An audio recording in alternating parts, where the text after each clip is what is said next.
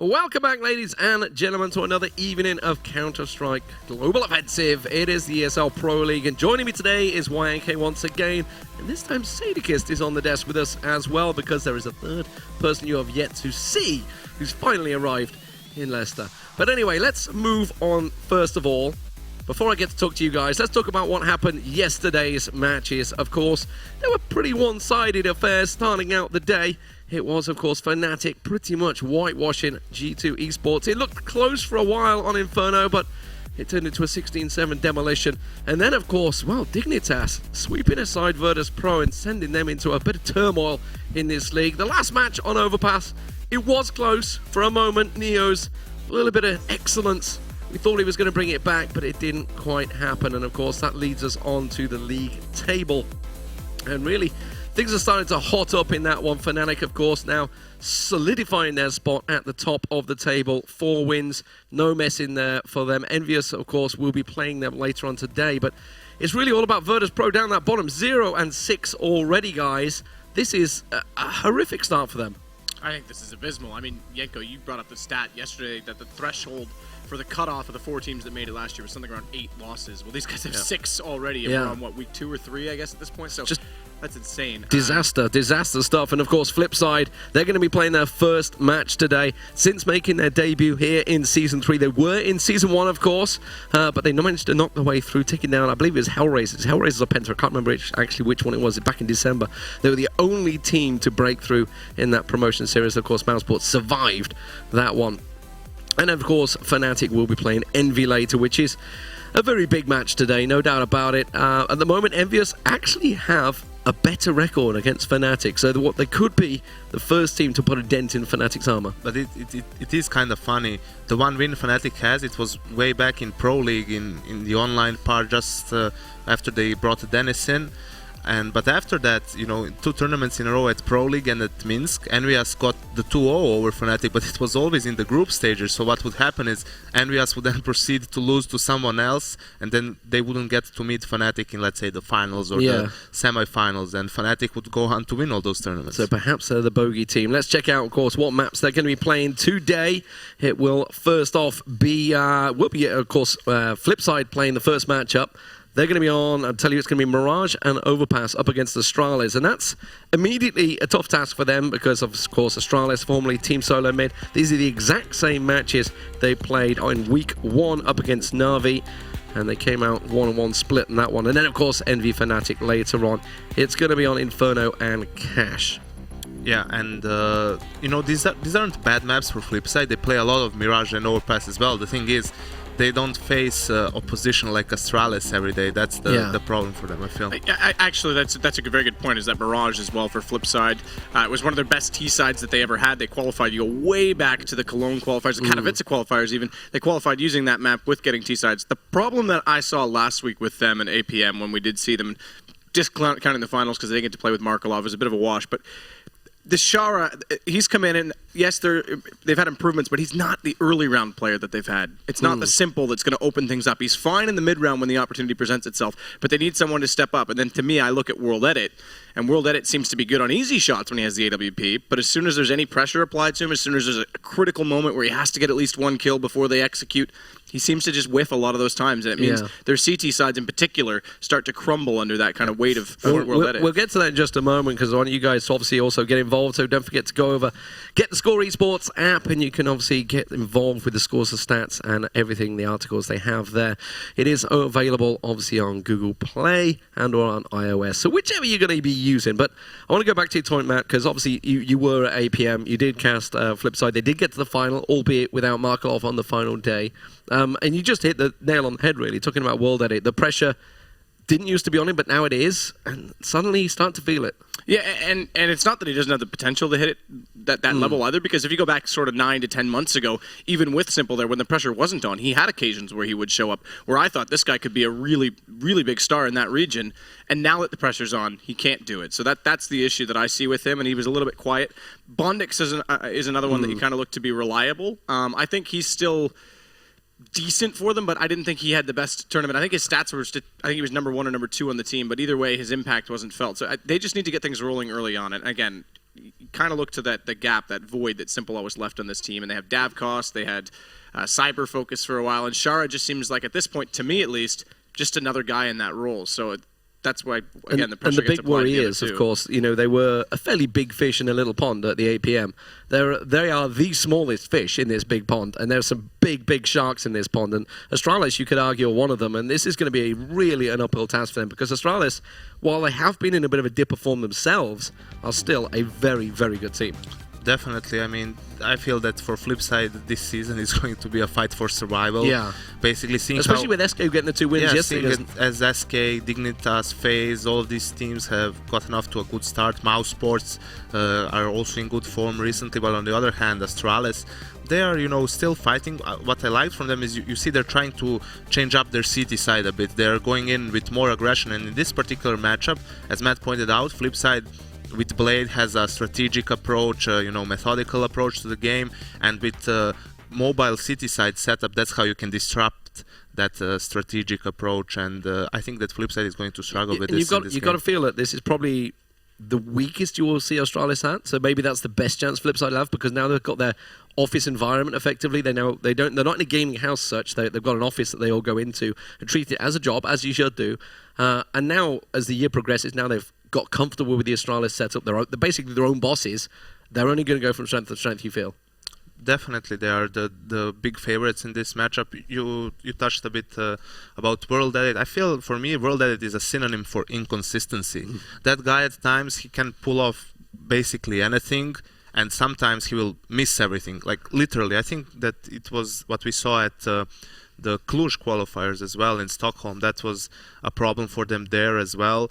And now he is really important. Blade said this in an interview, that he believes that the Opera is the most important player on the team, because he's the one who can, create space for his team and so on. And definitely he needs to step out throughout the season for FlipSid to be able to remain in the league. I think just in terms of the direct matchup, specifically on Mirage, again, starting off on that map, you kind of touched on the Astralis, that mobile CT side. They're extremely mobile on that side. You've got Kerrigan, who can opt the window if they want. You've got 2 other guys who can opt Cajun B, Device if they elect to, and they don't always play the same role. It almost depends on spawn sometimes. So like you're saying, that mobility might actually catch FlipSid off. So I think that this matchup actually does favor Astralis in that sense, because I think FlipSid's going to have to rely on the T sides getting something like 8 or 9 rounds. And it's interesting you hit that, because obviously they have been fairly vocal saying that the Device is now going to be that solid AWPer. Yet if I think of Mirage, I always think of Kerrigan doing so well in window. Yeah, but I mean, they made a decision because the problem they had was no one could get really comfortable with the op, because they were switching it around so much, On this map or on this side, the Device is going to play with it, then Cajun says, oh, I want to pick up the op now, and so on. So now they made a decision as a team. Device is going to be our opper, the primary opper. If you go for a double AWP setup, then it depends, and so on, in a way, so that he can get more used to it, be more comfortable, and so on. So it's probably going to be him just moving around different areas of the map. I also think that that's a response as well to the fact that with Zipix kind of in that slump, we called it the support period for him, that Device was kind of the only guy that exploded. He had Dupree a little bit, all right, but with the rifle, it was kind of Device and Dupree, and that was it. So in the maps that, other people could opt, you could leave Device on the rifle, but now Zipix stepping up with the rifle, I feel like there's more leeway to let Device be on that primary op as well. So I think that's a bit of a response, and just Zipix's form changing the complexion of the team completely too. So yeah. And speaking of form, obviously, it's something we've talked about with Astralis so often. Where do we feel some of their players' minds are now? I mean, Zipnix was arguably the lowest player, now probably the best player. Cajun B used to be Mr. Reliable, now he's unsure. What's going on in this? Like, what is happening in this camp? I mean, obviously, you've been in a pro team environment. What is it that just derails a play? Obviously, they could be brilliant one month, next month they're completely off it. It's hard to pinpoint exactly. Sometimes players just don't put enough time. They come to practices, they play official games. I mean, these teams also travel a lot because of tournaments. So you don't really have enough time to sit down, review your game, review your mistakes, and say, okay, maybe people have figured me out. They know what I like to do most of the time, and they just counter me and so on. And players also have different mentalities. They're not robots. Some people get down on themselves when they have a couple of bad performances. They feel that they're letting their team down. and so on. And I feel that Cajun has been in a slump for a long time, but I feel that recently he's starting to recover. And in my eyes, he's one of the most important players for that team because of his play style. He's the player who can take matters into his own hands when it's crunch time. We saw it throughout 2015 in their matchups against Fnatic. When it was really close, he would be the one going for maybe that aggressive play and getting important frags for his team. So it's going to be interesting to see. I feel that they're now in that recovery process. Yeah, they're probably on the up and up. I mean, this is effectively, I guess you could say, online league is really when you can start to recover some of that confidence. Although they had this really is a confidence game match right here. week. Well, they did. They had. I mean, if I look back to last week, it was G2, wasn't it? They played, and it was a bit ropey stuff as well as the Navi game. But it was a tricky start. You could argue that Navi are one of the top 4 teams anyway. I think anyone could easily put a good point in for that one. But the G2 game was one where they probably should have 2-0'd it. I mean, in a sense, they should have 2-0'd Navi, seeing how the game worked out. They had a 13-2 half on overpass on the CT side, but they just... And then they lost 14-1 on the other side. And they just couldn't close it out, which was something, a ghost of the past for them when they were choking at us and so on. But... it's tough. It was the beginning of the league and so on. There are a lot of games, but you don't have a lot of room to slip up. So, obviously, looking from FlipSide's point of view, this is a match where they maybe could try and upset something. But looking at the map, Paul, I mean, Mirage, I would guess, is a nice one for FlipSide. I know it's a map they like to play. It's a map they always used to try playing Navi on, their old foes, effectively, because obviously with Markelov in there. Do we feel it's actually turned out quite well for them with the veto process? Because it is a blind pick. Anyone doesn't understand it. It is they both ban away 2 maps, and it's a random between the 3 maps remaining. I think that Mirage is actually one of the better maps they could play. I think in that sense it worked out. And in Overpass, maybe against any other team, I would say it worked out. That I think that, okay, yes, FlipSide, again, they can get T rounds there. You go back to APM now.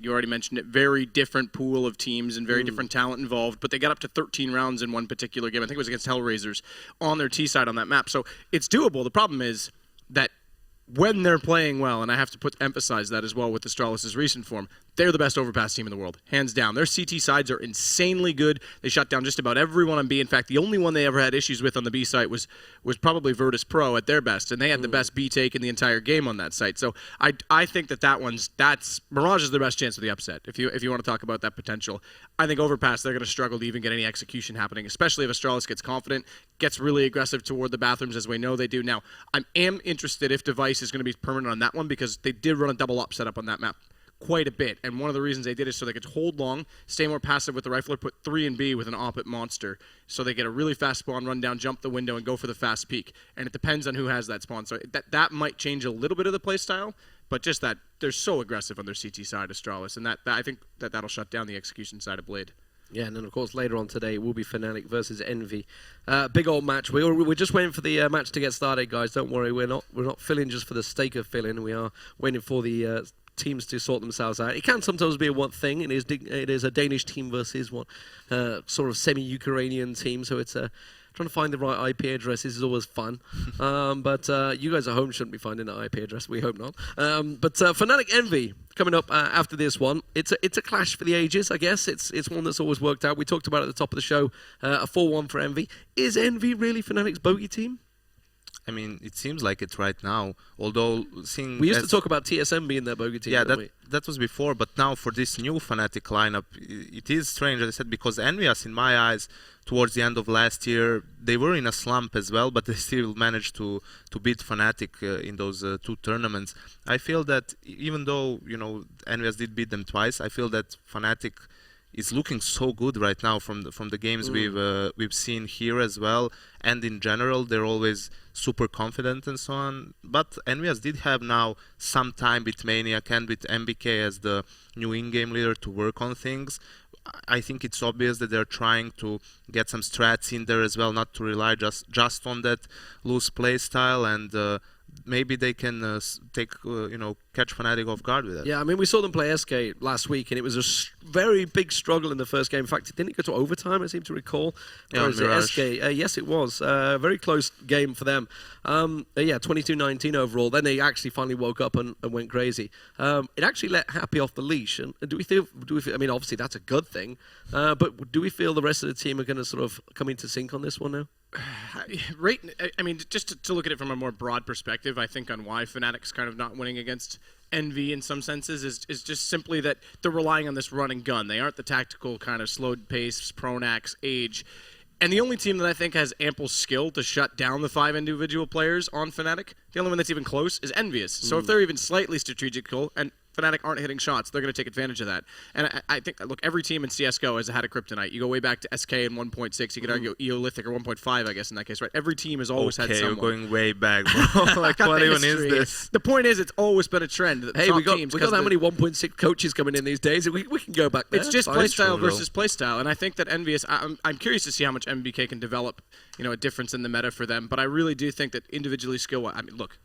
You got Apex stepping up again, finding his form that he had with late Titan days. You've got Kenny S off to a good start this year. I think that's the most important thing. That recently Kenny S has been playing really well, and more important than that, he seems to have regained that confidence, which is so important for him and important for Oppers in general. So they're all. Of course, there's a chance. It's not that this is an 80-20 game or something like that. This game can be pretty close, but I think that as always between these two teams it's going to come down to who will have a better start with those early force buys and such.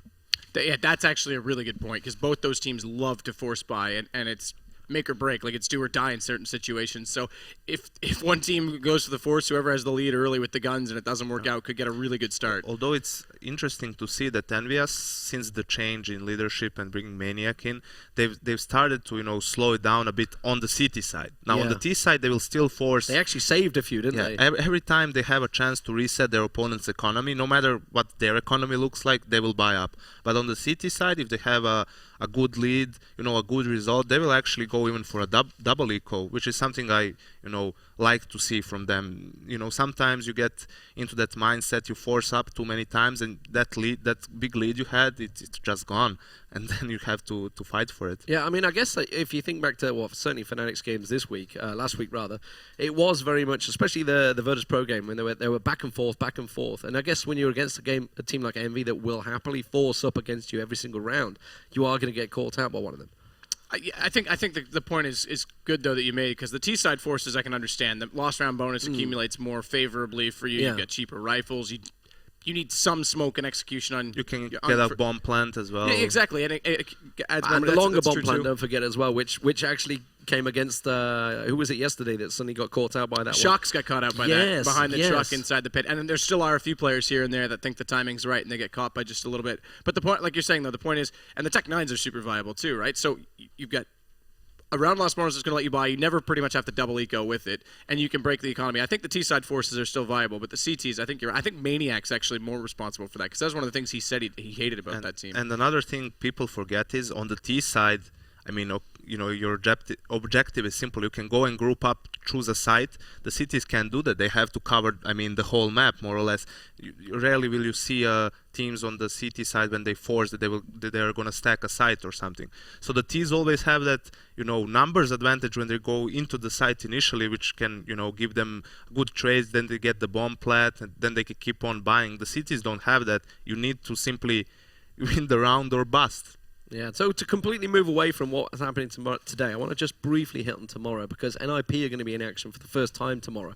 Something I'm quite excited to see. And they're up against Dignitas, so it's going to be a tough old task for them. The first time we get to see Pit in action in the Pro League. Isn't this perfect? Like, Dignitas have already completed the hardest tasks in some senses with great results, and now they're going up against the NIP team that are still kind of what's the word, acclimated to Pith, if that's the correct term. I think Pit, whichever you want to call them these days. But the point is, that's like the right time to strike, and I think that NIP, it is kind of going back to the old school style where it's kind of a flare and rifler. They don't have that steady opper now, but I'm still skeptical. For me, the big deal here is that I'm not sure if Threat is there yet with them. I don't think so. He's around this time he's supposed to come back from Japan or wherever, so they didn't have the coach that they wanted to bring in to help them with the tactical aspect of the game, and that was the biggest problem for NIP throughout last year. You can see actually they were really struggling, and then at Dubai, when they loosened up a little bit, that's when they got a couple of good results. They beat Envious in a best of 3 to come up off of Fnatic, I think, as well, or it was TSM, never mind. But right now, against Dignitas, we saw them yesterday. They're looking really strong, so it's going to be a tough matchup for sure. Yeah. One of the things as well with Dignitas too, and we, Lee, you know, kind of talked about this at lunch, is that right now there's no one on that team that you look at on paper, and I think this is part of the reason there's no superstar that's hogging the limelight. Yeah, exactly. And obviously Config and KRB are both young, but they both don't seem like the type of players to just go out of their way. So they can actually create tactics that people kind of just accept their listening. Role. Yeah, and I think it's working because yesterday it showed that their timings were on. People were pushing together. I mean, that round at the top of Mirage, yes, it was a bit of a hectic round, but just 3 of them with the pistols pushing for the rifle, and MSL goes, wait a minute. And then the one behind as well. Yeah, exactly. It was perfect. Yeah, it worked out well. They were certainly a team in sync, and then of course Navi versus Pro are also tomorrow. It's a bit of an old clash right there. Yeah, I mean, seeing how Virtus Pro is playing right now. Can they win a damn game? I mean, you know, and they have to face Navi out of all teams. But I mean, you say that they have to play Navi tomorrow. Pick, you know, what team would you pit them against and give them a chance right now? Except there's maybe no free wins in this league. Yeah. I mean, it's really going to be an uphill struggle for them throughout the season, it seems. The biggest problem for them is like they finished 9th last season, and they did all right last season. This time they've started off horrifically. 0-6 is not a start you want. And now they're against Navi, who arguably are a top 3 team right now. It's just not going to be easy for them, and it's on Dustu and Cobalt, so Dustu's gone through again against Virtus Pro. I don't want to talk about Virtus Pro today, please. Can we leave that for tomorrow? It's going to be enough for a struggle for that one. It's only the first game of the night. But, you know, talking about the first game now, the Mirage game between FlipSid and Astralis also, you know, we talked about it briefly, how FlipSid is a methodical team. The Mirage is good for them.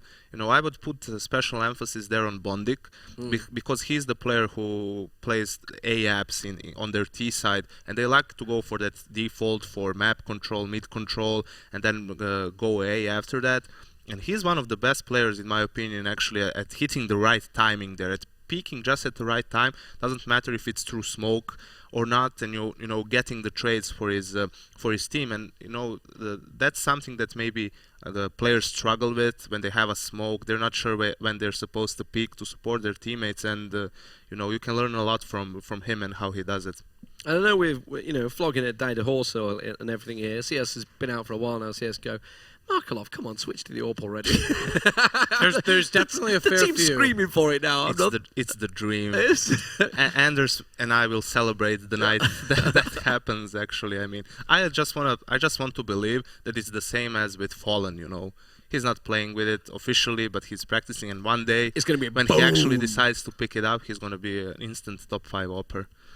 Yeah, I mean, there's a lot of people that still think that Markelov possesses that skill, and he's kind of being the elder statesman on that team. So maybe if World Edit does fail, we'll see him kind of pick it up. But I think, touching on a good point, that it's just that execution mind on this map, and it's going to be really interesting to see how, if they can get smokes on window, the correct execution, and get that map control, how Astralis respond to it, because normally their default is quite passive in the A side as well. So that's one of the key things, is if you have a forward stance, so give you an example. Liquid, when they played them at the Katowice qualifier, got locked out by those smokes, couldn't get inside the bomb site. Now, yes, you get an extra 5 seconds on retakes now, but as soon as Liquid brought in Hiko, the last time they played Hiko and Shadow, playing forward of those smokes, just obliterated their retake because they weren't expecting it. So if you have a forward stance, you can kind of catch the ball. It's Dupree that plays that role, I believe. Yeah, Dupree's normally the one that pushes it. He was called out weapon switching last time they played this.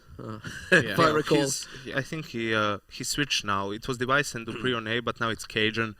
You know, moving around Sight and Shadow, and Dupree moved to Cat. It was Apex who was doing the switching. It was Apex, oh god, yes it was. Yeah, I remember that. But I mean, what you mentioned. Apologies, Dupree. You either have to play defensively on A and let go of the site and go for the retake, or if you're gonna have a player on Shadow, you need to have someone support him. You need to play close up, because the point of that is, you know, you go in before the smokes pop and before you get isolated and so on. But also, I feel that FlipSid needs to have a good start on their T side to be able to show to unleash their full potential, because when you don't have a lot of resources, you need to rely more on your individual skill, on your aim, on the firepower your team possesses, and FlipSid simply isn't up to par with Astralis and with many teams in this league, I feel. So if they don't get a good start, there is a possibility that they will just get stomped by Astralis. We could also throw in the age-old thing of they did just travel back. I mean, you did it yourself. Markelov went back early, so he's ready. So he needs be. to show up by that principle, right? So, Yeah, that one was an unfortunate one. I guess the situation was that it didn't have time to deal with it, and it would have been a potential 5-year ban if he overstays it, which pretty much means CS Is career that how big it over, is? Wow, so okay, up to, I guess. So he was rather not wanting to push that. Yeah, so bit unfortunate. I mean, we're kind of stretching in for things here too, but the other, again, where does Shara fit into this? Where does he find himself? Is he going to be the guy that sort of lurks into the underpass and tries to get up close while they take that mid-control? Is he going to be the second man in this case? Because he did seem really passive, and I didn't get to see a lot of the Mirage with him on board at APM, but he did seem really passive in this situation. So then, I mean, Blade's executing. Bondik has to be the second one in, but like you say, he anchors out the A, so that means Shara kind of has to step up. Actually, obviously putting the pressure on World Edit first. Something I want to briefly touch on with you, Yanko, is we've been seeing a lot of people still doing that jump in peak on B and getting caught out by it now because of the changes. Why is this just force of habit that people continue doing this? I mean, it is because it is powerful in a way that you go for info without much risk. It depends. Some people just don't do it optimally. You know, some people jump from the wrong side. They expose more of their model and so on. Sometimes, you know, the T's just make an amazing shot. But the point of why people do that is so that they don't have to blindly raise their smoke. Basically, so, you know, they can save it for later on in the round and so on. It also depends who you're playing against. Some teams pressure B early, some teams don't, so you want to get that info. That player on B can be really useful because I think that it's maybe underutilized a bit, that you go aggressive in B apps, and that gives you a lot of info. You can also go for a fast flank towards maybe underpass or all the way back from behind the T-spawn, but yeah. That's it. That's it. That's it. There we go. That's my B jumping player. That is it. That is it. And I think we've flogged the horse dead on Astralis and FlipSid. So, Sadicus, I want to talk about your Porsche antics because you've been having fun. Like, I might as well, since we're waiting for the game to get us started right now. You hired a Porsche while you were over in Germany. Look, and thought you'd give it a bit of a run. Yeah, well, I'm a bit of a car guy. I always have been. I kind of grew up around them and have a pretty big motorsport family. So I figured if I was going to go on the Autobahn, I was going to do it right. And I'm a cheap guy. You made a good tweet about it today, Yanko. And I said to my dad, I said, well, it's like €300 a day, whatever, plus gas, whatever, for the Porsche, or 18 for the train. Like, why would I do that? And he goes, why wouldn't you? And I was like, if my dad's saying that to me, clearly I'm going to do it. So, yeah, I bought it and decided to try and hit 300 on the Autobahn. And it was an interesting video. Yeah, it was good. What got me is actually realize you were doing the corner, you went, oh, crap, brake. Yeah. There's a guy still playing. Damn it. Yeah, so, no, it was good fun. I had a good time. I think Henry had a good little loop in it, too. Oh, yeah, I heard you spun it a few times as well. Yeah. But anyway, we're going to get the games underway, guys. Finally, it looks like the maps are happy. So it's going to be Henry G and Pansy, which obviously means it's Handsy time. That's probably the worst throw we've had yet. I guess we can at least go back on topic after we got a nice little kind of insight into Matt's life for a little while. Yeah, well, I almost lost mine driving with him, I have to say. Nice. Well, we actually spun out on the road. That actually Really? happened, yeah. So, shout out to Matt. Great driver, of course. Ruining yes. CSGO talent one player or person at a time, I guess. Well, yesterday you had the Prince. Today you've got the King. So, are you... Why am I subjected to this? Do you want to bring Matt over here so he can just join in? Because I know you two have been having a bit of a marital recently. So We have. Well, we've been spending a lot of time together. Like, tension's been running high, but it's all right. Now we've got a couple of days off, and now we're back going in to love counselling again. Yeah, it's all fine. the issues. Yeah, That's nice. It's That's all nice fine. to hear. Well, hopefully the issues aside, we can get the game going really soon. We were just waiting, I think, on a couple of the Astralis players to get in the server, and shouldn't be too long. And as I said, Mirage coming up first. Your thoughts on this one? Because they hammered it to death on the desk. But well, very quickly, like FlipSid, they seemed reasonable at APM. They crashed out against Mouseport. They did make it to the final. They took out EFrag on the way as well. It was a decent tournament for them. Their T sides have seemed to be improving time and time again. I think Mirage is a great map for them. It's a map they commonly pick, but the point Yanko made on the desk as well, they don't normally play against the likes of Astralis going forward. It's a strong map for them as well. What's going to be interesting to see how the roles have changed recently between Astralis. Obviously, Device is going more focused on the AWP. Obviously, we see Carrigan. This is normally his territory of the AWP. So I'll be interested to see how they've kind of adjusted things. And it's definitely going to be a decent game. I don't think this will be a whitewash. I feel as if FlipSid will have a decent showing here. Depends what side they get first. I think we are just in the knife round now. It's going to be FlipSid to win that. You'd assume they're going to go on the CT side, yeah? You'd assume so. You'd assume so. Well, let's hope. As said, Astralis don't need particularly any help on this map to get any sort of advantage. So for FlipSide's sake, let's hope they get everything they can out of this one. And as you said, I think for me it's always just looking at Astralis, how they're shaping up, and everyone notes that this was Carrigan's domain, but he is certainly finding a hell of a lot of form, even if he's just hitting up on the rifle. Device was a little bit quieter in the early games we saw in Mirage, but then it is very early on in the days. There's still a lot of time to adjust, and Astralis can be on the T side, and CT side is going to be FlipSide. There we go. So Astralis actually going for a 5 sets of armor here, not a single piece of utility. That normally means they have to go something very quickly. They can't afford to sit back and see what else the CTs are doing. It's him sticking together. All 5 players towards the top of the middle. Word out, it will spot them. Won't be smoked out, so he's just going to have vision the entire time. It'll be interesting to see whether he actually commits to a face out. Oh, it's going to be Blade having to deal with them as they do start to pressure in towards Connector, and Carrigan's found Word at it, and there we go. 2-for-1 trade out does mean as though the T side have pretty much completely and utterly taken over this map. It's down to Shara and Markelov to try and keep it in check, and they actually are doing just that. However, Dupree does have the bomb and still has plenty of options available. Okay, 2 versus 2 now. I'll actually make it 1 as Bondek is dropped by Device there. Shara has found 1 kill in this round already, has an incendiary and a flashbang to work with, and the problem for him is it's 1 minute 10 remaining on the clock as well. Bomb will be planted in default, and you can see he has no real positional control here. Does get a headshot as well, down to 7 HP. Yeah, just caught on the peak then, and he knows he's pretty much out of options in this. The bomb is planted, both of the Astralis players sitting in on the site as well. Dupree and Device there, and well, that's about what you're going to get. Device does take the peak in the end. He does get the shot off, and Device actually picks up 3. Now Astralis just going for the full-on face in mid then. Yeah. Actually paid off. That's quite rare to see, but like on the T side on the Mirage, you always have like 2 utility players. I normally try and do the smoke swans, so the steps and jungle, and then you do flashbangs over, then you stick, and you can stay in the wolf pack, that's fine. But they just went with the full 5 sets of armor, all top and middle, rushed the A bomb side, split short as well, and just emphatically making their way onto the A site. Shara did find a couple of kills, but unfortunately didn't really have much to work with towards the end. So looking at the buy now for FlipSide coming in, Desert Eagles and 5-7s, they haven't fully invested into this. They're looking more to the future here, Lauren, making sure they actually have AWPs going into that first gun round. Don't want to sell themselves too short. And you can see Astralis are coming down a little bit as well. 4 rifles to them. Just going to be Cajun B on that recon roll. He'll be going to positions first as they do get control of middle here.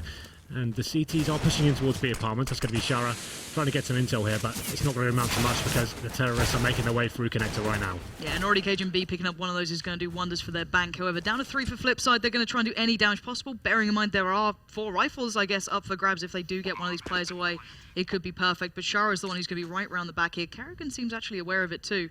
And Device already starting to look through and trying to find these remaining players. What it is about to be pinched on. I think he knows it. There's Cajun B again, doing the work with the SMG, and that's what he needs to do. Markelov might just be trying to keep himself alive by this point. Armor and Deagle to hand. I don't know how much he can get out of this. Not a lot. The thing is, he's got head armor invested, so he might as well just try and stay alive at this point. If he does find someone that can run into his cross, and he pick up a Galil or an AK, that'd be amazing. But it's more worthwhile to take the Deagle into the next round. It's a very effective weapon on Mirage. Lots of long range angles to face, especially going towards middle. If you can find a little bit of luck with the 1-shot potential, maybe you can work something with it. You're going to see him now kind of cowering into all the T apartments now, hoping no one finds him. Not sure he's going to be too lucky here as Cajun B making his way in. Down he goes. Unfortunate for Markelov there. Yeah, and 3 kills coming for Cajun B. He's on 5.3k already, so he can just sit there and go through on this, and bearing in mind he knows that CT side is going to be absolutely strapped for cash. He's pretty much set. He can go and have fun again pretty much at this point, and set perfectly as well with utility. Got a feel for FlipSide just having to sit there and just kind of grin and bear it at this point. Yeah, these were the kind of throwaway rounds. So not really much is going to come of it. Astralis could be more than aware of the situation. You see them holding back, seeing if there is any aggression coming in from the CTs. They've gone for an A stack, though. It's probably the best thing they could have called, considering the setup Astralis are going for right now. Bomb is waiting towards A ramp. You can see actually Cajun B and Carrigan showing heavy aggression towards the B bomb side. They're kind of trying to sell something and pull the rotation over. It's actually worked really effectively as well. They've taken the first pick. Just going to be Bondic waiting in shadow now. He should be dealt with momentarily. There it is. Bomb planted. Round over. Another nice clean round coming in from Astralis. As he said, that Cajun B is dropped. Cajun B was the expendable man, though. He did have the SMG. Maybe could have just upgraded into the next round, but not the biggest loss in the world as Zipnik's trying to take the fight in towards CT spawn up against Blade, and now it is just Blade as Carrigan found Markelov, and it's about as clean as you'd like for Astralis. Really nice first 3 rounds. No messing around here. And perfectly set going forward at this point. Well, this will be interesting how this round goes forward. As I said before, FlipSide didn't invest fully into that second round force buy, but you can see they're still heavily disadvantaged in terms of the buy. They've not got a single kit. They don't have any incendiaries as well, so it's going to be a difficult round for them. Normally in this sort of setup, you see teams try and go for the first pick. They try and use someone like Well with the AWP to try and work something here. He's not going to be going straight towards middle. It looks like he may be going to face from Connector at the start, looking towards A ramp as well. Just trying to do anything to see if he's gifted an inch so far. Astralis looking like they're setting up for a full A-take. Maybe just be a full contact play, just walking into the bomb site as they made their way to Tetris. Yeah, Zipnix is the only one not part of this. He's playing it off in mid, but Bondic's actually got down to Dupree. Now, what did it should be hitting these shots. He's got a sitter there. He's missed it twice. Okay. Well did it. What is going on? Inconsistency certainly a factor, but Blade finally picks up the pieces as well. Let's be honest here. What did it just dropped a mess all over the floor? Zipnik's our last man standing.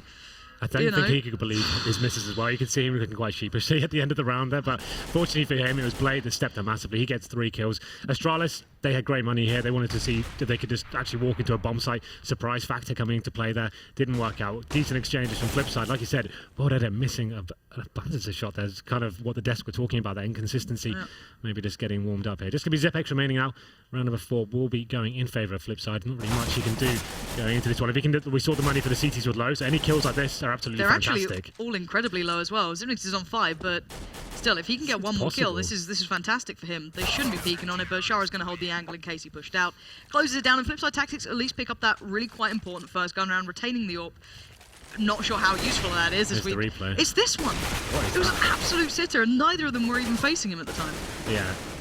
Well, given the benefit of the doubt, first gun round, maybe just kind of getting warmed up, just got home perhaps, but that was pretty shocking, I have to say. Man, Henry. Well, he picks up the AWP again, time for redemption. They didn't lose the round, so that's the most important thing going forward. Now Device has the AWP. We talked about him being the main AWPer within the side now full time. It was like a role that switched up map by map normally from Astralis. So he's going to be going for the B pick to kick things off. Smoked and flashed out of the B apartment, so you think he'll probably change position.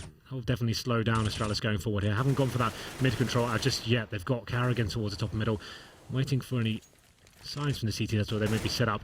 Smoked off the window for now. But the CTs haven't really committed towards any sort of positioning. Markelov just almost towards short. And it's going to be 30 more seconds we'll see in the action, I think. Yeah, it's already actually placed himself over by that B site, joining over the likes of Shara and Markelov, Markelov holding short, of course, and Shara just holding in towards the apartments. And Device could be in for a nice little bit of a time if someone makes a peek, but smoked out again. While all this happens, Cajun B exactly where we expect, just kind of playing through that palace area, looking for any opportunities. And to be fair, no one's really playing that close to site for FlipSid, just sitting back very passively here. Blade and Bondic, one into jungle, one in towards CT. This is great for Astralis. They've grown some really strong real estate here. Carrigan got towards the vent room here, completely undetected. It's going to be Dupree that's dropped first and towards short. Carrigan, they should get the refrag here. There it is. Comes round, backs his teammate in good exchanges. And the problem is, they've only got Shara now in the B bomb site. He's isolated, getting split from all angles there. 2 players in the B apartments will punish him. Bomb will be planted as well. Very difficult retake coming in for FlipSid.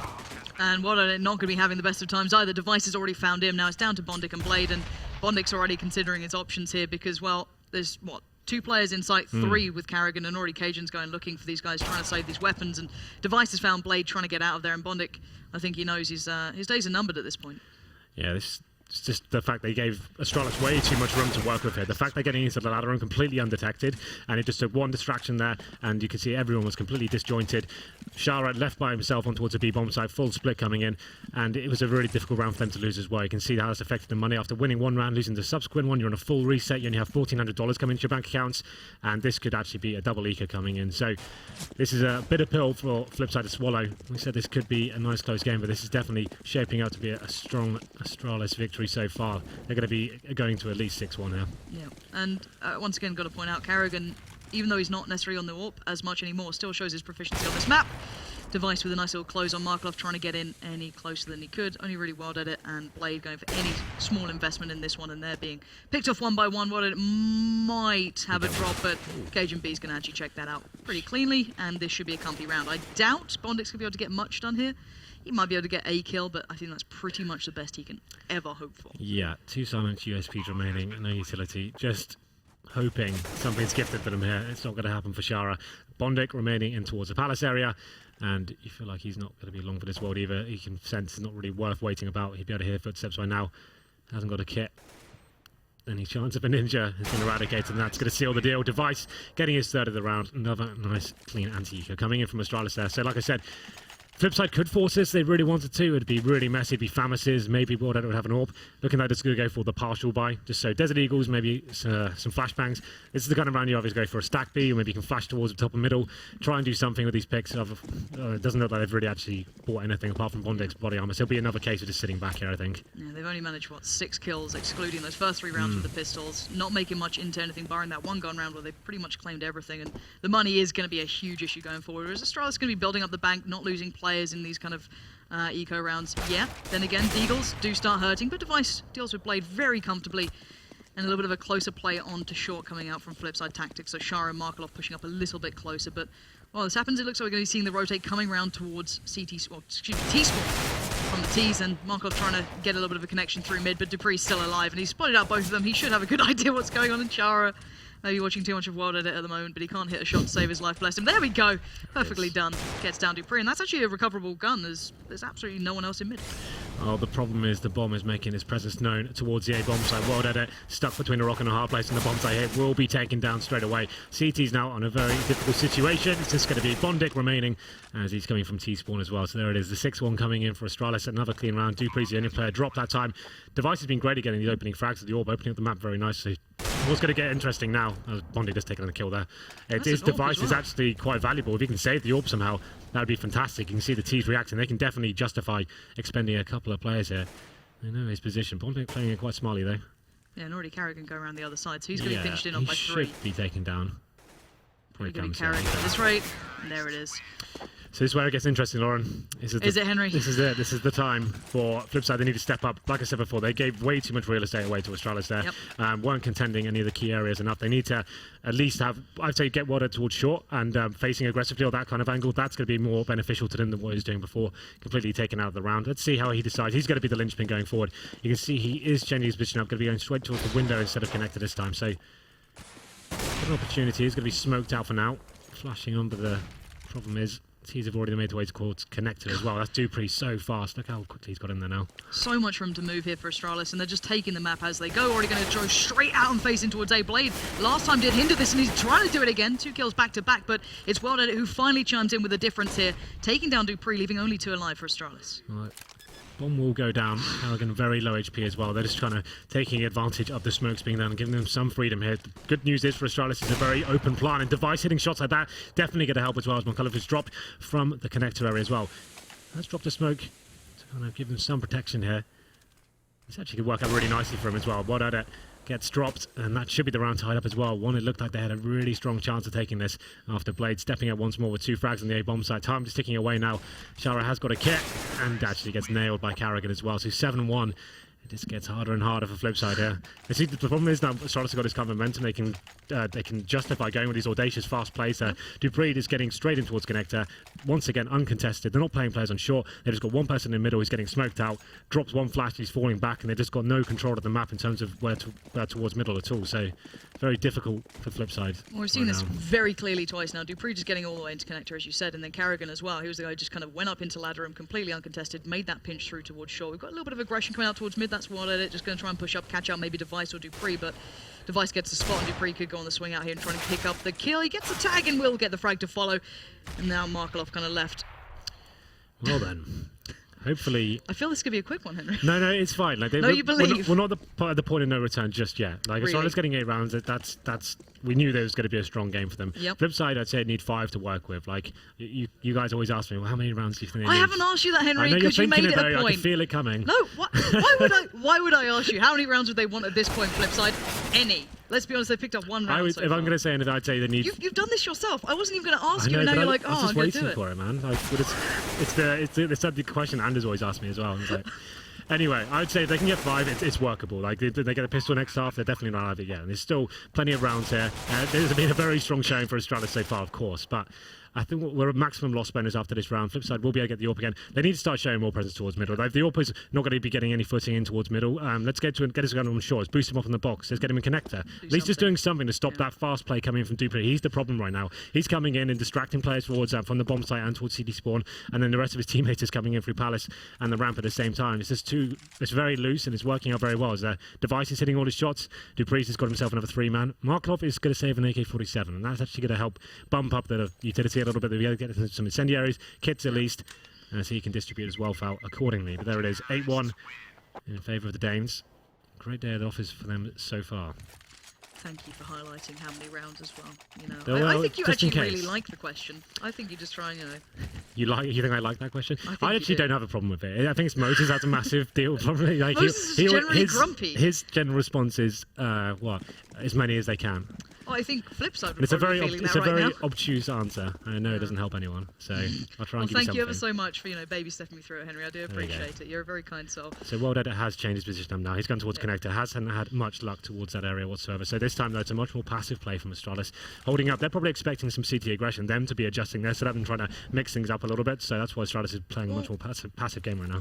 FlipSid are at least kind of being a little more active in sight as well, bearing in mind last time they were playing from jungle. It's pretty far back in CT. Blade's been a little bit more active holding the off angle on the push through, but Bondic now pushed up as well on a buy. They haven't really done this just yet, I guess, towards A, but then again, it's not really been A being the massive problem. It's been the complete mid control, and as said, Dupree having his complete way with things. So again, we're going to see a lot of presence towards mid early on. So World Edit, considering he's not having the best of games yet, he's going to be confronted with a lot to deal with very soon. Bearing in mind Markelov as well is the guy on short to try and create this little bit of a crossfire, as they've completely negated that presence towards window.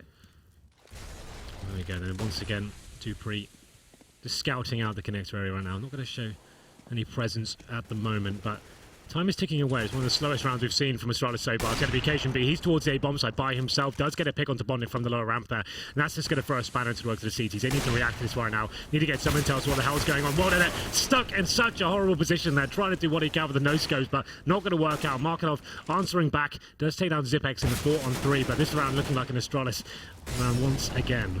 Well, at least Blade's, I guess, behind them at this point. Maybe he could do something with that, but I think he's already been spotted. Shara's come in and found Carrigan, but by this point, Blade's position has been seen, and there's Device closing down. This guy's been opening and closing these rounds perfectly. Couple that with Cajun B on this kind of big spree at the moment. Dupree on pretty much the lurk as well, which has been working out really strangely. He's been lurking into places that I don't expect him to get to, or just kind of pushing through it. And 9-1, this is not looking pretty for FlipSid. FlipSid is not getting anything to work with right now. It's just Cajun B walking to the bomb side by himself and around, finds a pick. That should be responding. He shouldn't have that sort of freedom to get up there and find a pick with no one even chiming back in straight after. He stays alive. His teammates execute straight after that. He saw how much of a difficult position World Edit was in at that point. He's trying to no-skip person for a smoke while he's fully flashed. Like, it's not really going to work out, is it? So let's see what we can do now. There was actually decent money there for FlipSid, but they want to have a full healthy buy going forward. Like I said before, they are on maximum loss bonus, but this opted for P50s and some Deagles this time. One flashbang to work with. I did hear a juicy headshot coming in there from the P250. Bondic does take down Device, but unable to retrieve a weapon as of yet. Jumping headshot and then follow-up shot, I guess. Why not? Why not? It is CSGO after all.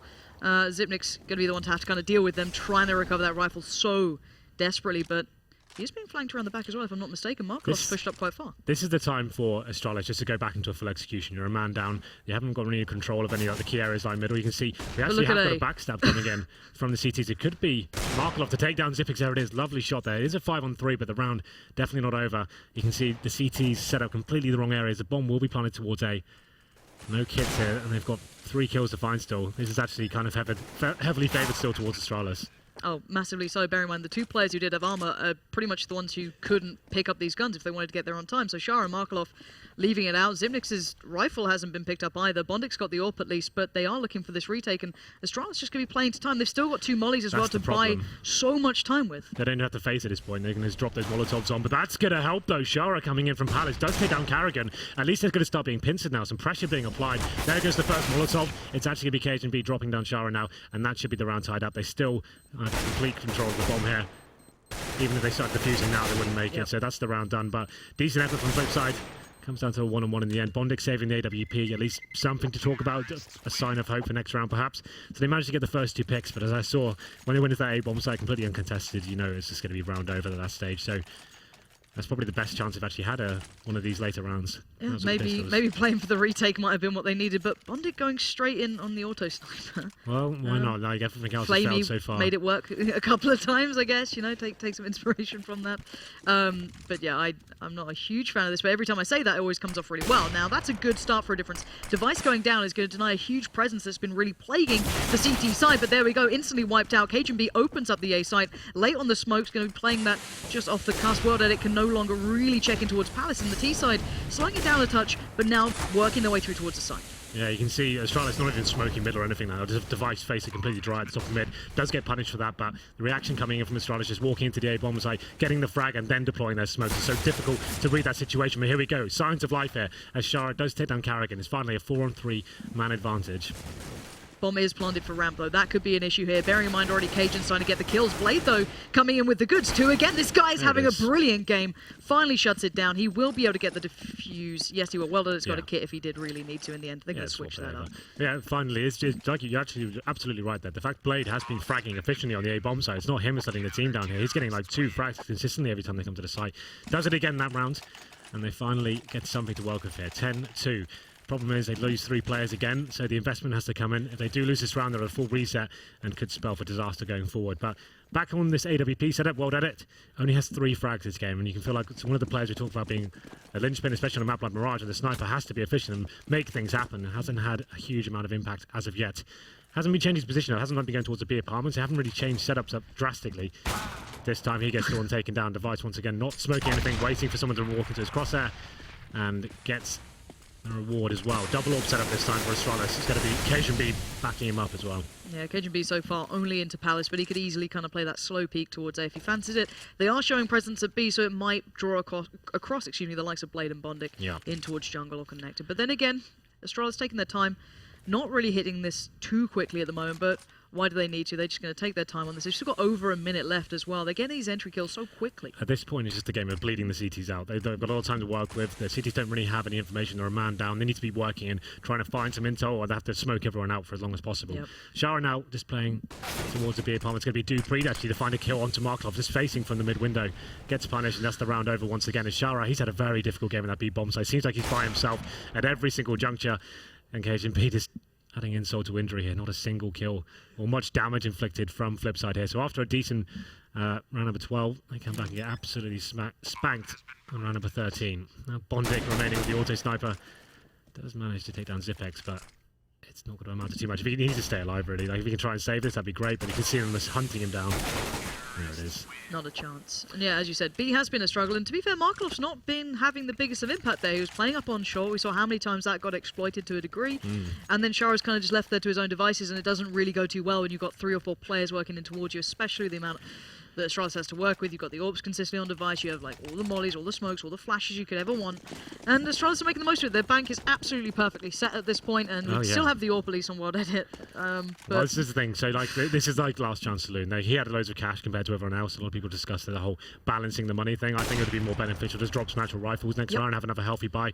They know they need to win around here. So it can be viable on a map like Mirage. If he can make an impact and get that first pick and start funneling this terrorist towards a bomb site, that can work out amazingly. But so far it's Blade that's been dropped, and World Edit actually on the complete wrong side of the map once again.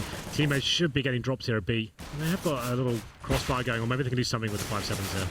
Yeah, but then again, when you know the Blade's been dropped, why not hit the A side? But Zipnix just opens up perfectly onto 2. World Edit's shown his presence, and now Bondic's in a good position if he could do something with it. World Edit's trying to deal with Dupree, who's pushing over that B side, but Device finds him, and now A is completely theirs. Bondic's kind of walked around the long way, but it's given him absolutely no advantage in this. He's only got the P250, and really Astralis just playing this so well. They look so unfazed by everything FlipSid is doing. They're just in the zone right now. In terms of like analysis, you want to talk about the tactics they bring to the table. They're just hitting all their shots right now. They're just absolutely owning them, the aim battles. They're running into positions at top and middle with no smokes anymore. Cajun B's got full control of lower ramp. It's not like they're running some perfect execute. They're just actually hitting all their shots, being aggressive, finding the confidence, and FlipSid just looked like they're cowering a little bit here. Well, I don't think we've even seen a full A execute. You know, if you think about it, like the smoke's in place first and then the push. It's not like they've done anything sick in that sort of regard to brought something new to the table. Just fast play and confident pushes, like Dupree getting to that connected area, like uncontested a lot.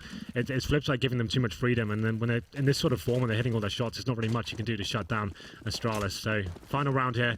They only had $1,900 going into this round. What it still had enough for an AWP, albeit completely naked, no armor, gets taken down this time by Carrigan. He had the decent spawn, he goes for that bait, and this is just more of the same really. They're not even getting smoked out at the start of the round. He just runs up and faces it and takes him down. And if he's doing this, why not? You know what I mean? And he's probably expecting more because, as remember, Bondic has been playing towards A. He's been playing a lot of these close angles. Cajun's pushing forward, and Carrigan could be in for a nice little triple here. But then again, why do they need it? They've still got so many players alive. Carrigan just showing dominance, and this is the beauty of Astralis now as well. Even if Device is that primary AWPer, there's so many players now who can pick up that AWP if they have the good spawn and just run it. All of them can AWP. Like but when they get in this kind of form, it doesn't really matter who's AWPing, like who's doing what. It's just like, do you know what? I've got a good spawn. Can I have a go? And it's like Cajun B's had it, Carrigan's had it. Yep. When you're this far in front, it doesn't really matter what you do. You know you've actually this game's over. There's not 13-2 in the first half. FlipSid not really showing up. Blade, I think, was the only player that impressed me to any sort of extent. World Edit very poor from the first gun round. You saw him missing those really key shots. Although they did win that round, he didn't really have any impact. He wasn't being dynamic enough. We never saw him go towards short. He never went in towards Palace. That's what the best Storpers would do. They'll go take the games and they have that confidence, and they're not being told what to do. They have that killer instinct where they're going into these positions and like knowing what they can do to open up rounds to their team. He was just very passive and doing the same thing every time. His device has completely ripped him apart. Oh, 100%. And I'd love to know how many rounds as well Device actually opened and closed these. It's absolutely unreal. So, yeah, it's been a bit of a struggle, if I'm honest, for FlipSid. As you said, the only player who's really stepped up was Blade, and he was the one who saved that round when it completely dropped it. But anyway, we're into the second half here. 13-2, Henry, the question you love, how many rounds would they want here? But well, no, even that question aside, this is not a good place for FlipSid. Absolutely not. Like, this is not a matter of if they can do it, it's kind of when Astralis win. Yeah. Let's see if they can make it a bit more of a embarrassing scoreline here going forward. So FlipSid, with a Tech-9, 3 sets of armor, they have got a utility player in the form of Blade. He's smoked out the window for now. And it looks like they're going in for a B split here. There are 2 CDs waiting for them. Karrigan's going to be 1. He should be taken down here. It's actually a strong possibility the FlipSid can do this. Yeah, Astralis just straight up facing, and Shara not hitting a damn shot against Zipnix, who does get a chance to swing out then, but it does find him. So they have all players present on this B side. Bomb is going down. 3-player retake now. Dupree, Device, and Cajun B. I doubt they're going to have much of a chance at this, but then again, Cajun B taking a nice little route here. Going to utilize the time. They don't have a kit, though, so time is going to be of the essence. Device allowed to peek out a little too far. Then he did catch a glimpse of 1, spots out 2, so they know the position's coming through. But Cajun B going to be trying to get that pinch in on short. Time is running out at this point, though. Blade is low, but they're not picking up the kills. Well dead, it slows them down. Cajun making it a little bit costly, but in the end, FlipSid do manage to convert that B play. Well dead it with a 5-man as well, so he's bouncing back. Well, at least he's got some kills now. Well, yeah, that's nice. The thing. Like, even after a 5-man, he's only on 9 kills, So that kind of just shows you how shocking his first half was. But nice stuff from them. Good speed split coming in. They smoked out the window, stuck together, got the first picks there, and you can see Karrigan out of position, got completely punished for it. They made their way to the bomb side, decent hold as well. And it's interesting. This is one of the things I'm sure Yanko bring up. Why Astralis have to force by this second round is beyond me. Like, you've got the game tied up pretty much on your side. They did it on this map against Na'Vi. With CZs, and it worked, which is weird. When you're a much better team, right, I always just say, like, why don't we just finish this out properly, and instead of making this difficult for ourselves, we lose this round, we're going to the first camera without a Warper. I'm not even going to argue this, because I know what happened between you and Matt when he did start arguing about his theories towards this, so I'll let you have it. But if they win this round... Obviously, they can win it. There's no reason why they can't win it, but you're talking about like the percentages, right? You're talking about closing up the game as quickly as possible. It's like Tumblr in action over here in regards to just, like, force buying. But, yeah, Astralis, as you said, going on the investment that you may not necessarily, believe in, but then again, it's just not necessary right now. I mean, you've got such a massive lead, right? it is definitely necessary one of or my not, rounds. It's working, sadly, if you are a FlipSid fan at this point, but time is running out, and there are no kits on the Astralis side, if I'm not mistaken, and Bondic should just play this to time. Markelov gets found. It's extraordinarily costly, but there is additional time on this bomb, but I don't know how much. They've got that. So Matt wins this one in the overall argument. I think you've been given the wrong details of that argument. That was a very specific But SMG you didn't discussion. Like this, though, did you? I know, like, you honestly, didn't agree to this, people gotta say, "Oh yeah, he said it was a wrong thing." It's not. It's if you let me explain myself. If I get a word in edgeways. Wow, you're talking so fast. You're getting a lot of words in edgeways, Henry. But take it away into the first gun round. Please do explain to us. Or another force-up. Well, obviously, it's amazing. If it works out for them, it's great. But it's just in terms of the game going forward, it's just if you lose that round, you go into the first gun round, and that's when the rot of the CT economy begins. They've got so much to work with here. It's just giving FlipSid a potential window going forward of getting back into the game. Obviously, if they win it. It looks amazing. It looks like, it's the best thing we've ever done. But there you go. It's going to be FlipSid now. Happy now? Yeah, I'm happy. I just wanted to make sure it's out there. The people have to know. Thank God for Henry telling us what he really feels about this. But still, as you said, it's great when it works. When it doesn't, it does open up a window of chance here for teams like FlipSid just to close in a little bit on the scoreline. I guess at this point, maybe not exactly the best example as FlipSid are down so much. However, if it is a better team, they can punish off the back. So, FlipSid going in on the pinch. Only, 2 rifles, 3 pistols, and Astralis are giving them absolutely no room here. They're saying, all right, you want this? You come towards us. You've got to bring this. Obviously, Device trying to bait it out as well. Their force buy is more justified here. If they lose this round, they're on map points already at this stage. So if they've got no real choice here, they need to do anything they can. Unfortunately, Device is just going to be pushing through by himself in a flashbang. Not really sure what he's going for there, but there it is. Dupree is going to take down Bondic. Shara returns zone. Actually, a 4-on-3 situation on this force buy from FlipSid. Really nice work from Shara as well, taking matters into his own hands. just playing towards A and still trying to take the fight here. Blade is the one with the bomb, but there we go. He's going to close down with the scout anyway, and hopefully he can upgrade that. No, he doesn't. He doesn't manage to find anything off the back of it. So that's going to be passed out, sadly, for his sake. But then again, Astralis in a bit of a predicament here. Maximum they've got is, what, 3.1k on Dupree. So maybe going to force up again. No, surely not. No, Dupree. They're going to even out the money at least, I guess. A couple of CZs and Eagles. Just a small partial investment here, getting the Desert Eagles. They've got a smoke on device as well. Be interesting to see what they've got planned here. Looks like he's got a one-way smoke set up for connector potentially. Yeah, we'll be dropping that, and you can see FlipSid just holding back and seeing if there is any aggression coming in here from the Danish side. Put the bomb towards the top of the middle. They have got back on towards the scout, seeing if he can find anything towards the window. It's actually Zipex that opens it up, taking down Markelov. Fantastic shot from them. Lovely play, and now Device is going to have a chance at this. Perfectly connects towards Blade. Okay. There's the rifle recovered. What's Blade doing that though? He's by himself. Like, you have got no intel of what's behind that smoke. You're just running through and hoping for the best. No one's with you to get the refrag. That's just like the sloppiest CS you can actually play. Like, it's such a massive round for you. Oh my god, and Device is still going. The difference that one recovered rifle has just made 2 kills off the back of it, and suddenly bombs at the top of mid with a player by it. The last man standing is Bondic, and there you have it. Astralis, you give them an inch and they will literally take a mile, and they recover how many rifles off the back of that? You've got to be so frustrated if you're FlipSid. So they lose that first frag, and their response is, let's just run through a smoke and hope no one's there. Didn't even flash it, didn't Molotov it, didn't do anything of any benefit there. Just ran in and gave Device, one of the best players in the world, an AK in his hand. He takes down 2 more, and that's game over, I'm afraid. That round has pipped FlipSid back on towards the Deagles and Tech 9s. That wasn't even a force buy from Astralis. They just had some PT50s and a Deagle. And there it is. It's going to be pretty much a 16-4. You can almost guarantee at this stage. Let's see whether FlipSid can find some magic here. I don't know. It's frustrating to even just watch that, I guess, if you're a fan of CS at all. It's just that sort of hat-handed play, and Dupree will find Bondic very comfortably, and this seems as though FlipSid have almost given up on this one. Shara started to show some real potential on this T side, but then again, to what sort of later product, yet to be seen. But then again, it is a 3v3. Device tagged up a touch, but no recoverable rifles just yet for FlipSid. They're still going to have to break through either Device and Cajun going towards A, or Zipnix if they do turn their attention towards B. 3v3 now, 1 minute remaining. The terrorists, the problem is they've only got 1 smoke and a flashbang and no real control of the map whatsoever. You can see the bomb by itself towards A ramp, so it's going to have to be some sort of A split coming in here, but no rifles to open it up. Someone's just going to have to make a glory shot here. Cajun B spots the first. Not really much to report so far for FlipSid. Yeah, well, Markelov's found a lovely shot towards Cajun. That has certainly opened things up, and what a perfect place for that smoke to be out. The only one they had, it does go to jungle, and there's Wilded again. Coming in, boosted up now, Zipnix in the 1v3 though, he's found one. Bomb is going down, and it should be done and dusted by now, but he was giving a room to breathe, but he does get shut out in the end by Blade, and FlipSid live to fight another day. And it's just, it's kind of frustrating almost as a as a whole to see how many of these rounds are being turned by just pistols alone. Yeah, sure. Well, don't you love this type of CS, Henry? I wouldn't say I love it, but I don't mind it. At least it's exciting the second half. It's back and forth. It's a competitive half at least. So 15-5 now. FlipSid, like I said, keeping alive here. There's going to be a force coming in from Astralis. They've got a max 7 on Cajun B, Dupree with the Desert Eagle, and Famus on Carrigan. They just want to finish this off as quickly as possible. Not a single kit and Device, without any armor at all. So there it is. Luckily for Blade, though, he does at least hit the shot then towards Cajun. Even if he got desperately tagged up for it, this could be a nice clean play coming through. Dupree's going to get swept aside, and that's Markelov just cracking open the site properly.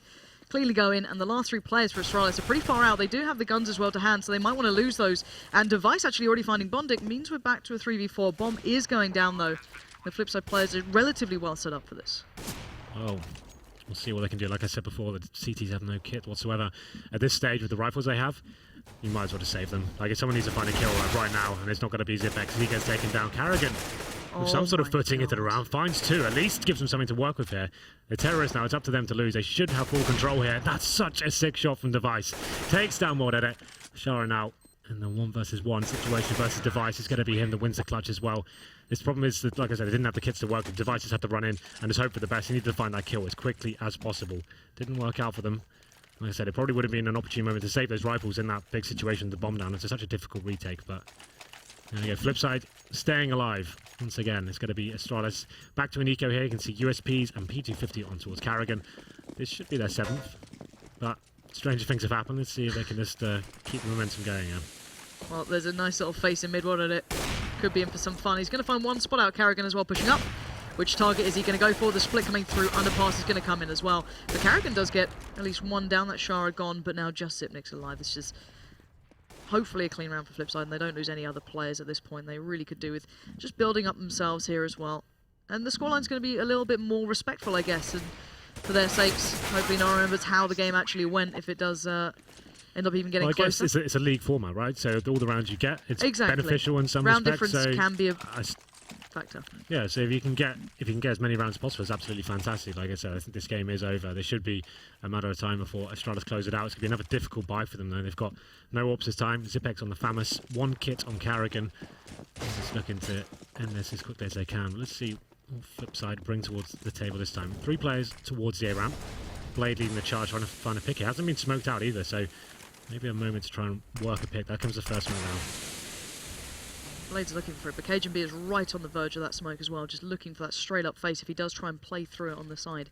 And there's going to be a flash over and maybe a pop flash to follow. Cajun does turn it, and Blade just doesn't look. He just walks straight in the door, and now it's down to Shara to pick up the pieces, but he again gets a little bit of a chance to breathe in that one, but finally the mid players going to be making their own way through and starting to create that nice split towards the A side, but FlipSid will get the bomb down now. In theory, did it with a nice shot towards Device, going to make it happen. Now Dupree is in connector though, and Dupree gets 2, and now suddenly it's only on World Edit. What the hell just happened to that round? I don't know how those 2 players just got caught out, but the bomb's in a real bad spot as well, bearing in mind. They just had the idea of where Dupree was, and they get that kill, that's the round completely secured. The idea was face together, give them 2 targets. They kind of just lined up for him though, right? So didn't really go as planned. Now they're aware of World Edit's position. He was towards the top and middle, but 50 seconds, actually could do this, you know. The fact he's got towards window, almost undetected. You see Zipex has an idea of the problem. Look at the bomb where it is right now. They can just keep full vision of this. He needs to find a pick before he has any chance of picking that up. At least take one of the 1v1s, but it is going to be Dupree to close it out, and they were aware that World Edit had limited options, and it does end up being quite a one-sided affair if you kind of take away some of those, you know, T and CT rounds that kind of were a little bit closer, but still. FlipSid, not the best of showings there for them. I feel like the scoreline was flattering to FlipSid. Like the fact they got 7 towards the end, like we said, we did see a force buy come in from Astralis in that second round. They did win that, but then obviously didn't have much to work with after they lost that as well. But it was just a matter of time. 13-2 in the first half, looking very loose, very confident. Everyone hitting their shots. Poor plays on the pivotal players, and FlipSid, World Edit didn't really show up at all. No. Blade had a decent game, but when you're losing 13-2, it's kind of a redundant statement at that point. Yeah. And the sad fact is the next map isn't going to be any easier. That's going to be Overpass. But before we get there, let's hear from the analysis. Thank you very much. I mean, Henry pretty much just hit the nail on the head with everything right there.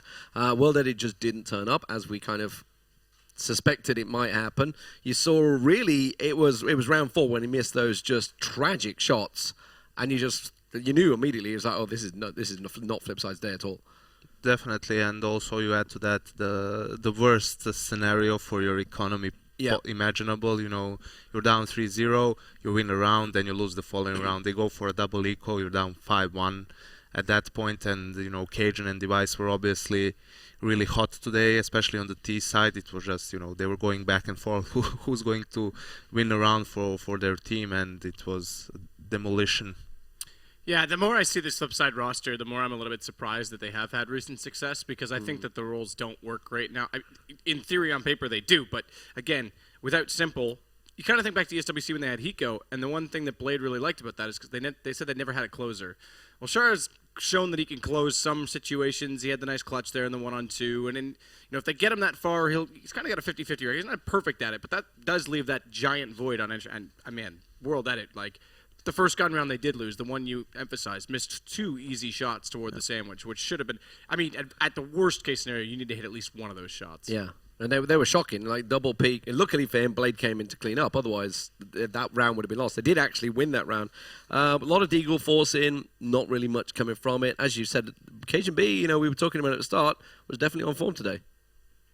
I mean, the problem here is this is a good example of what it means when one team just out-tames or, you know, outperforms the other in all aspects, and especially in individual performance. I feel that's the biggest problem for FlipSid now. Even if they have a good basis, a good game plan, good ideas and so on, you still need to get the kills, you still need to get the frags and so on. And I think that in this iteration of the team, they are, as it seems like right now, they are lacking just raw firepower to execute. But we should also talk about, I wanted to mention it was round 10. So when World Edit had the AWP, it was at the top of connector, kind of like it was almost a no man's land. And we said at the time, it's like, what is he doing here? It's like, it was at that angle scoped in. It's like they could come from any angle. They could be behind. He turned around behind him from upstairs, completely whiffed the shot, turned around, and then there was 3 people coming to connector around him. He's just like, nothing. I think that was a lack of foresight entirely because he started the round in connector, which was fine. And you said, Yenko, at the time, you said, oh, finally he's going to go to connector.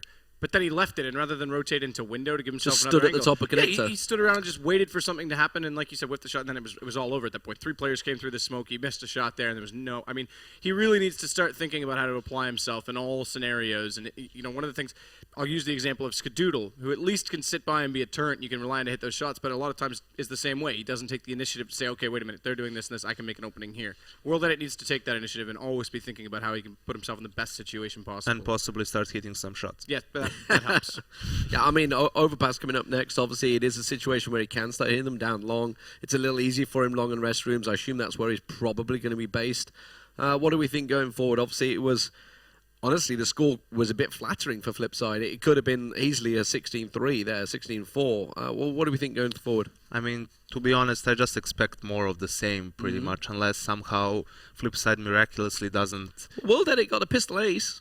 There's No, a little hope. That's the weird thing, but at the same time, I almost wish he didn't, so that he doesn't go, oh, well, I had that one good run. My stats you are had okay, a terrible, yeah. You had a terrible game. He also had a truthfully, couple of nice shots in that one round on the T side, but at that point the game is over. Does that, I'm curious, does that factor in? Is Stat padding. Once the game was pretty much over, then he relaxes more, and then he's maybe. able to play his own game. If that's the case, then he should try and work on that and just go into the game relaxed completely, because you're right, he can go, they can move him around on overpass, but he needs to be on point, and other players also need to step up, otherwise Astralis is just going to roll over them. Well, ladies and gentlemen, we'll see whether it's more of the same. Coming up next, it is going to be Overpass Astralis versus FlipSid. Dominant first round win for them. We'll see if they can do it again.